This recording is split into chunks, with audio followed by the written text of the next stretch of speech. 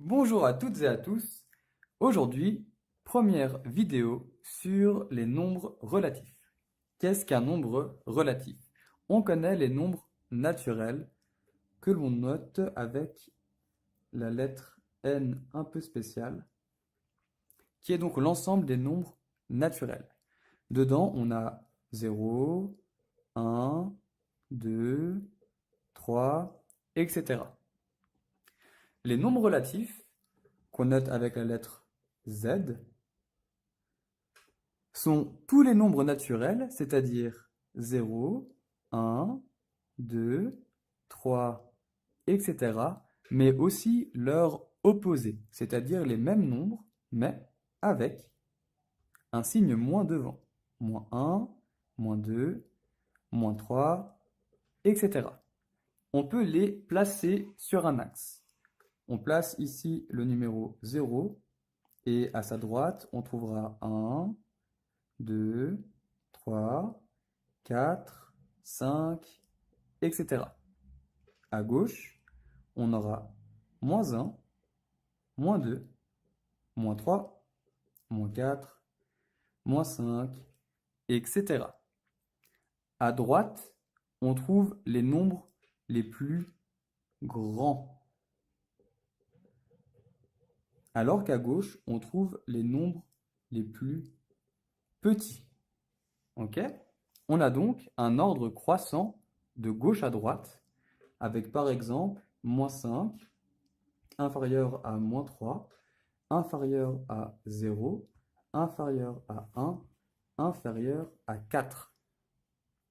Par contre, c'est l'ordre inverse si on cherche l'ordre décroissant, donc du plus grand au plus petit. On aura donc 4, plus grand que 1, plus grand que 0, plus grand que moins 3 et plus grand que moins 5.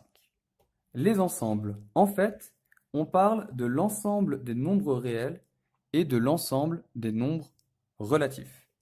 Prenons un exemple de la vie courante. Disons que Alban est un élève de 9e année au cycle de Sécheron dans la classe 922. On peut représenter par une très grande patate le cycle de Sécheron. Cycle Sécheron. Dans le cycle de Sécheron, il y a la 922, qui est donc une classe. Cette classe est donc plus petite, on peut la représenter par une patate plus petite que le cycle de Sécheron, et qui est dans le cycle de Sécheron. On a donc la classe 922. Et dans cette classe, on a enfin une patate encore plus petite, qui représente l'élève Alban. On a donc Alban qui est contenu dans la classe 922, qui elle-même est contenue dans le cycle de Sécheron. En ce qui concerne les nombres naturels et relatifs, on a donc l'ensemble des nombres naturels qu'on peut représenter par une patate. On écrit n dedans. Il y a donc 0, 1, 16.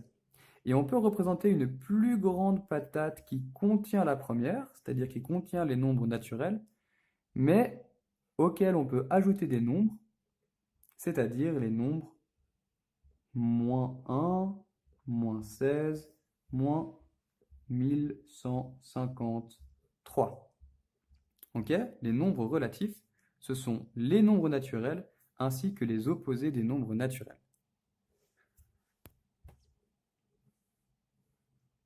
Un nombre, qu'est-ce que c'est? Un nombre, il est défini par deux choses. La première, c'est sa valeur numérique, c'est-à-dire une suite de chiffres, par exemple 1 et 2 qui donnent 12, ainsi que son signe, plus ou moins. On a donc plus 12 qui n'est pas égal à moins 12. Ce sont deux choses différentes. On dit de ces nombres qu'ils sont opposés. L'opposé d'un nombre, c'est ce même nombre avec le signe qui change. Donc la même suite de chiffres avec le signe qui change. Faisons des exemples. L'opposé de moins 8, c'est plus 8. L'opposé de plus 14, c'est moins 14. L'opposé de moins 128,5, c'est plus 128,5. L'opposé de 37,9 périodique, c'est moins 37,9 périodique.